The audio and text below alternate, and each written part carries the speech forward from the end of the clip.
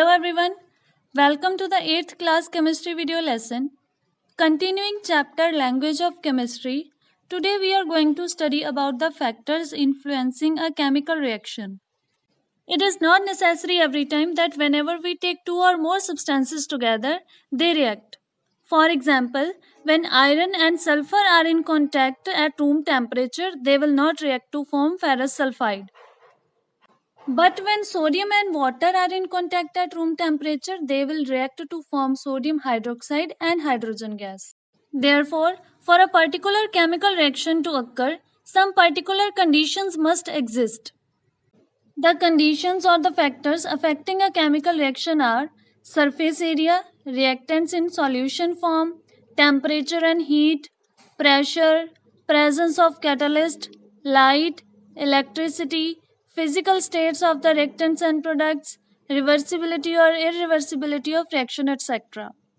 A large surface area for contact increases the rate of reaction.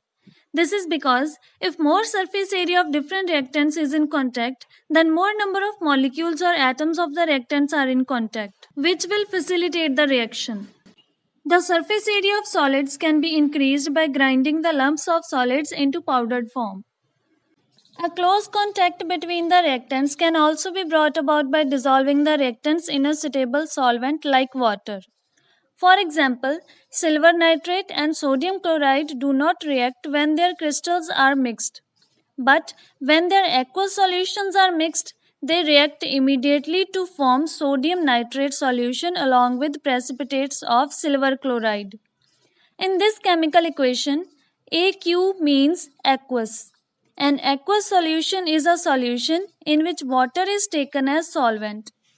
Some reactions occur only by heating at high temperature, whereas some reactions can take place at low temperature, that is at room temperature. For example, calcium reacts with water only at room temperature, but iron and sulfur do not react on mixing at room temperature, but on heating they combine to form iron sulfide.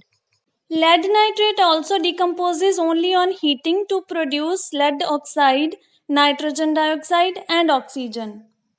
Some reactions, in which the reactants are in the gaseous form, take place only when the reactants are subjected to high pressure. For example, nitrogen reacts with hydrogen to form ammonia only when these are subjected to a pressure of near about 200 atmospheres. Some reactions are carried out with the help of catalysts. A catalyst is a substance which increases or decreases the rate of reaction but remains unchanged at the end of reaction. Means a catalyst does not take part in the chemical reaction. There are two types of catalysts, positive catalysts and negative catalysts. A positive catalyst is used to increase the speed of a reaction. For example, potassium chlorate decomposes at 230 degrees Celsius instead of 400 degrees Celsius if heated in the presence of manganese dioxide. So manganese dioxide is acting as a positive catalyst here. Catalysts are specific in nature, which means we cannot use the same catalyst in all the reactions. For example, for the decomposition of potassium chlorate, we can use manganese dioxide only. And manganese dioxide cannot be used as a catalyst in the preparation of ammonia. In the preparation of ammonia from nitrogen and hydrogen, iron is used as a catalyst. A negative catalyst decreases the speed of a reaction. For example, during the decomposition of hydrogen peroxide, phosphoric acid acts as a negative catalyst. Some reactions take place only when the reactants are exposed to light. Such reactions are called photochemical reactions. For example, photosynthesis takes place only in the presence of sunlight. Also, hydrogen and chlorine reacts to form hydrogen chloride only in the presence of sunlight. Some reactions occur only when the electric current is passed through their solutions or their fused state. Such reactions are called as electrochemical reactions. For example, acidylated water is decomposed to form hydrogen and oxygen only when electric current is passed through it. The reactions also depend on the physical states of reactants and products. The reactants and products involved in a chemical reaction can be in different physical states. So a chemical equation should also specify the physical states of the reactants and products of the reaction.